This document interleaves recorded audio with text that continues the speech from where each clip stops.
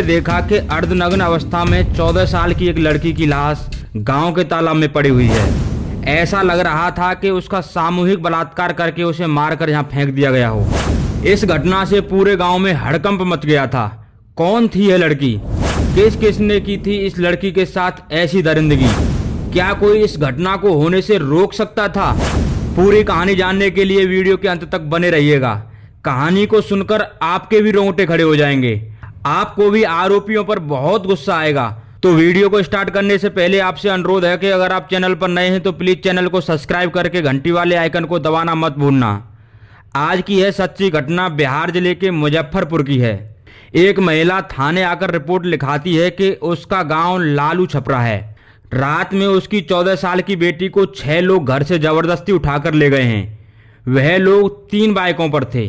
वह बताती है कि इनमें से एक उन्हीं के गांव का है, जिसका के नाम संजय है। 3-4 दिन पहले वह घर पर आकर धमकी देकर गया था कि अगर उन्होंने उसकी शादी उस लड़की से नहीं की तो वह उस लड़की को घर से उठा ले जाएगा और उसके साथ रेप करेगा। तो मीडिया रिपोर्ट के मुताबिक इस तरह की रिपोर्ट उसने पुलिस में दी थी। पुलिस इसके बाद अपनी कार्यवाही में लग जाती है। दूसरी तरफ गोपालपुर गांव में कुछ लेडीज पशुओं के लिए चारा लेने गई हुई थीं। दिन था 12 अगस्त 2024। समय सुबह के लगभग 11:45 बजे के आसपास का होगा। तभी उन्हें वहां पोखर में एक लाश दिखाई देती है, जो कि एक लड़की की थी। आपको बताते चलें कि पोखर तालाब की तरह ही होती है, जिसमें पानी भरा हुआ रहता है। तो पोखर में लाश को देखकर उनकी चीख निकल जाती है। वह शोर मचाने लगती है। उसके शोर को सुनकर लोग इकट्ठा होने लगते हैं।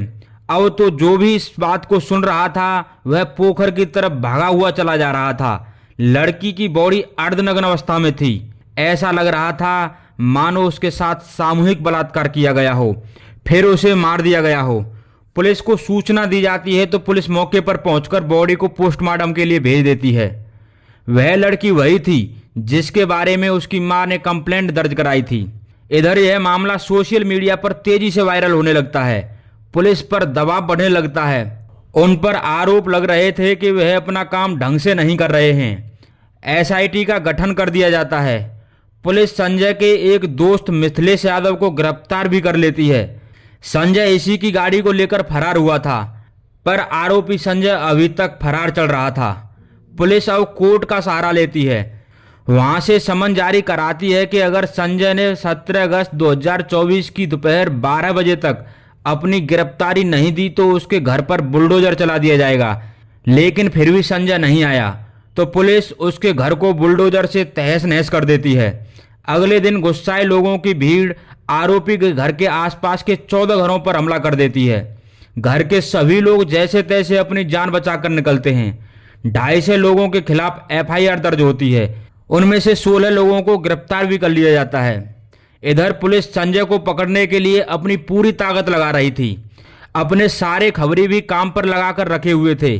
जगह जगह छापे मारे जा रहे थे। आखिर पुलिस को सफलता मिली। 19 अगस्त 2024 को संजय पुलिस के हाथ लग गया।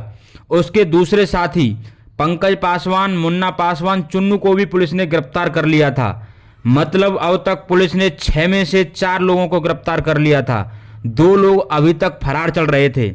इस बीच पुलिस ने संजय और उस लड़की के मोबाइल नंबर की सीडीआर भी निकलवा ली थी, जिसमें कि चौंकाने वाले तथ्य सामने आए। लास्ट 30 दिनों में संजय की लड़की से 422 बार बात हुई थी, जिनमें से 2 से 13 बार संजय ने कॉल किया था और 2 से 9 बार लड़की ने संजय को कॉल किया था। यह मामला अब कुछ और ही लग रहा था। मीडिया रिपोर्ट के मुताबिक अब पूछताछ में पता चलता है कि संजय का उस लड़की के साथ पिछले 3 साल से प्रेम प्रसंग चल रहा था। इतना ही नहीं, उसका उसकी बड़ी बहन से भी 6 साल से प्रेम प्रसंग चल रहा था। संजय शादीशुदा भी था। उसके बाद भी उसकी बातें दोनों बहनों से लगातार होती रहती थीं। उस रात भी लड़की अपनी मर्जी से चुपचाप घर से संजय से मिलने आती है। वह दोनों अभी बात कर ही रहे थे कि 5 और लोग, मुन्ना पासवान, चुन्ना मुन्ना और 2 लोग वहां पहुंच जाते हैं। दरअसल इन सबको उनके प्रेम प्रसंग के बारे में पहले से ही मालूम था। वह संजय और उस लड़की को रंगे हाथों पकड़ना चाहते थे। अब 5 लोग मिलकर संजय और उस लड़की की पिटाई करने लगते हैं। गुस्से में पंकज उस लड़की को जोर से रॉड से मार देता है। उस पर खुरपी से भी वार किया जाता है, जब लड़की की हालत ज्यादा खराब हो गई तो पांचों लोग वहां से भाग जाते हैं। अब वहां सिर्फ संजय बचता है। संजय उस लड़की की हालत देखकर घबरा जाता है। उसे लगा कि लड़की की हालत बहुत ही गंभीर है। अब सभी लोगों को हमारे बारे में पता लग जाएगा। वह घबरा गया था। डर की वजह से वह उस लड़की को गला दबाकर मार देता है। यहाँ से लगभग 30 मीटर की दूरी पर एक पोखर थी। वह उस लड़की को घसीटते हुए वहां तक लेकर जाता है।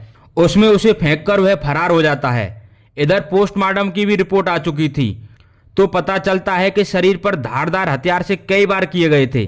शरीर पर मारपीट के भी निशान थे। पोस्टमार्टम की रिपोर्ट में रेप की पुष्टि नहीं हुई थी, मतलब कि घटनास्थल पर उस लड़की के साथ रेप नहीं किया गया था। अनुमान लगाया जा रहा था कि कपड़े उसको घसीटकर ले जाते समय फटे होंगे। पुलिस की छानबीन में यह भी आया कि लड़की के स्कूल के डॉक्यूमेंट के हिसाब से उसकी उम्र 19 साल थी, मतलब कि लड़की की मां ने रिपोर्ट झूठी लिखाई थी। एक तो लड़की अपनी मर्जी से गई थी, दूसरा उसकी उम्र 14 नहीं बल्कि 19 थी। पुलिस अभी इस मामले की जांच में लगी हुई है कि लड़की की मां ने झूठी रिपोर्ट दर्ज क्यों कराई थी। 4 लोग मर्डर के केस में अभी गिरफ्तार कर लिए गए हैं। बाकी के 2 लोगों को जल्द ही पकड़ा जाएगा।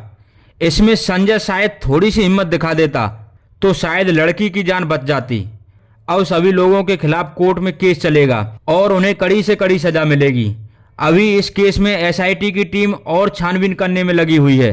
देखते हैं अभी और क्या क्या चीज सामने निकल कर आती हैं। तो इस वीडियो में बस इतना ही। इस वीडियो के माध्यम से हमारा उद्देश्य किसी की भावनाओं को ठेस पहुंचाना नहीं है, बल्कि आपको सचेत और जागरूक करना है।